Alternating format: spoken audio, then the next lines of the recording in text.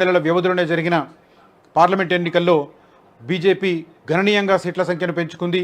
28 సీట్లకు గాను 25 సీట్లను బీజేపీ గెలుచుకుంది 2019 ఎన్నికల్లో. ఇప్పుడు అక్కడ అధికారంలో ఉన్నప్పటికీ కూడా ఇప్పుడు దెబ్బతిన్న పరిస్థితి కనిపిస్తుంది. జేడీఎస్తో దేవగౌడ పార్టీతో కుమారస్వామి పార్టీతో పొత్తు పెట్టుకున్నప్పటికీ కూడా అక్కడ కాంగ్రెస్ పార్టీ ఒక మెరుగైన ఫలితాలనే సాధించిన పరిస్థితి కనిపిస్తుంది.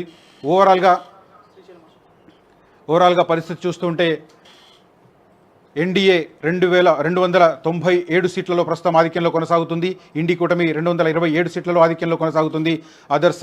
ఇతరులు 19 సీట్లలో ప్రస్తుతానికి ఆధిక్యంలో కొనసాగుతున్న పరిస్థితి కనిపిస్తుంది. ప్రస్తుతం గ్రౌండ్ లెవెల్ పరిస్థితి తెలుసుకోవడంతో పాటు గాంధీ భవన్ తెలంగాణ రాష్ట్ర కాంగ్రెస్ కార్యాలయంలో పరిస్థితి ఎలా ఉంది ఒకసారి తెలుసుకునే ప్రయత్నం చేద్దాం. మా ప్రతినిధి శ్రీశైలం లైవ్లో అందుబాటులో ఉన్నారు. శ్రీశైలం, మీ దగ్గర ఎట్లాంటి అప్డేట్స్ ఉన్నాయి?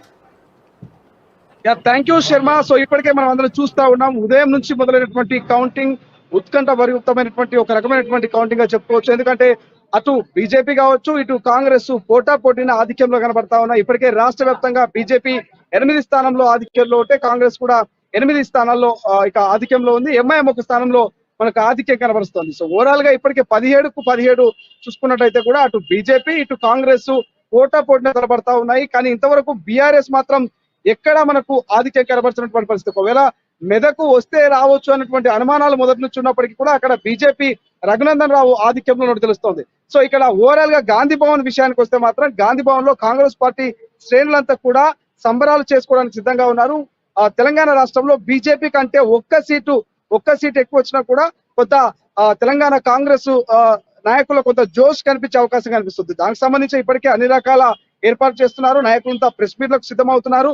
సో ఈ నేపథ్యంలోనే కేవలం మహబూబ్ నగర్ సీట్ మీదనే కొంత నమ్మకం పెట్టుకున్నట్టు తెలుస్తుంది కాంగ్రెస్ పార్టీ. ఎందుకంటే కాంగ్రెస్ పార్టీకి 9 అనేది సెంటిమెంట్. ఇప్పటికీ 8 స్థానాల్లో లీడ్ లో ఉన్నటువంటి కాంగ్రెస్ పార్టీ కేవలం మహబూబ్ నగర్ సీట్ ఒకటి ఒకవేళ గెలిస్తే ఆధిక్యం వస్తే 9తో 9 సెంటిమెంట్ వర్కౌట్ అవుతుంది. కాబట్టి సో మహబూబ్ నగర్ మీద పూర్తి స్థాయి ఆశలు పెట్టుకుంది. ఇప్పటికే మల్కాజ్గిరికి సంబంధించి కూడా ఇంతకుముందు సిట్టింగ్ ఎంపీ అయినటువంటి రేవంత్ రెడ్డి గారికి సంబంధించినటువంటి సీట్ కావడం. సో మల్కాజ్గిరిలో అందరికీ తెలిసిందే ఈటెల అత్యధిక మెజారిటీ మనకు కనిపిస్తుంది కాబట్టి ఒక గెలుపు దిశగా కనిపిస్తుంది కాబట్టి సో ఇక మల్కాజ్గిరి ఓటమి పాలైనట్టే కాంగ్రెస్.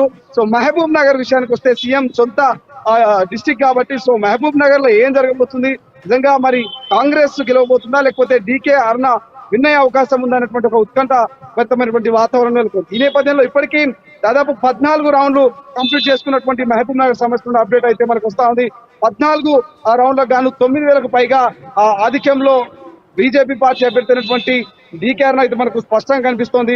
సో ఈ నేపథ్యంలోనే అందరి ఆశలు కూడా మహబూబ్ నగర్ మీద కొంత మహబూబ్ నగర్ ఆశాజనకంగా ఉంది. కాంగ్రెస్ కు చివరి రౌండ్ వరకు కూడా మహబూబ్ నగర్ ఇక కాంగ్రెస్ ఖాతాలో పడే అవకాశం ఉన్నట్టు కూడా కాంగ్రెస్ శ్రేణులు కొంత ఆశాభావం వ్యక్తం చేస్తున్నారు. శర్మ, రైట్. అక్కడ కాంగ్రెస్ పార్టీకి సంబంధించిన నాయకులు ఎవరైనా ఉన్నారా? జాతీయ స్థాయి ఫలితాలకు సంబంధించి ఏమైనా మాట్లాడుతున్నారా?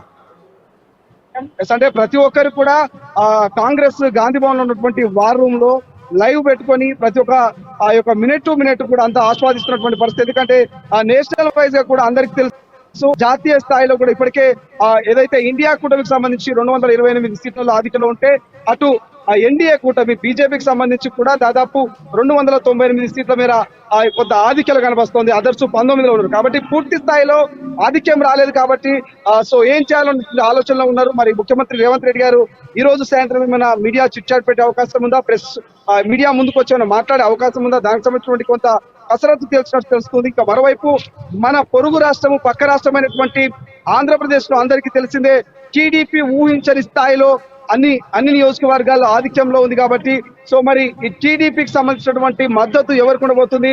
సో ఇప్పటికే నరేంద్ర మోడీ ఇక ఫోన్ కాల్ ద్వారా చంద్రబాబును సంప్రదించినట్టు సమాచారం వస్తుంది. మరోవైపు చంద్రబాబు కూడా పవన్ కళ్యాణ్ ఇద్దరు మీట్ అయ్యే అవకాశం కనిపిస్తుంది. కాబట్టి ఈ నేపథ్యంలో ఒకవేళ మ్యాజిక్ ఫిగర్ కి సంబంధించి కూడా ఏమైనా ఇండియా కూటమి దగ్గరలో ఉంటే చంద్రబాబు నాయుడుకి సంబంధించి ఏమైనా సంప్రదింపులు జరిపేటువంటి అవకాశం ఉంది.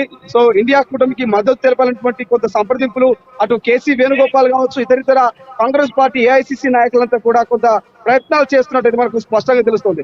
దాంతో పాటుగా కొంత చంద్రబాబు నాయుడు కావచ్చు, అదేవిధంగా రేవంత్ రెడ్డి కావచ్చు, డీకే శివకుమార్ కావచ్చు, వీళ్ళ లాబింగ్ కూడా మొదలు పెట్టే అవకాశం ఉండొచ్చు. ఎందుకంటే ఆ ఇండియా కూటమికి ప్రతి ఒక్క సీటు కూడా గెలుపు దిశగా ప్రయత్నం చేస్తోంది కాబట్టి మ్యాజిక్ ఫిగర్ దగ్గరలో ఉంటే సో చంద్రబాబును కొంత లైన్ లో పెట్టుకొని కొంత ఆ యొక్క సీట్లకు సంబంధించినటువంటి అంశాల గురించి మాట్లాడే పరిస్థితి మనకు కనిపిస్తుంది. సో ఈ నేపథ్యంలో గాంధీ భవన్ లో పెద్దగా ఏఐసిసి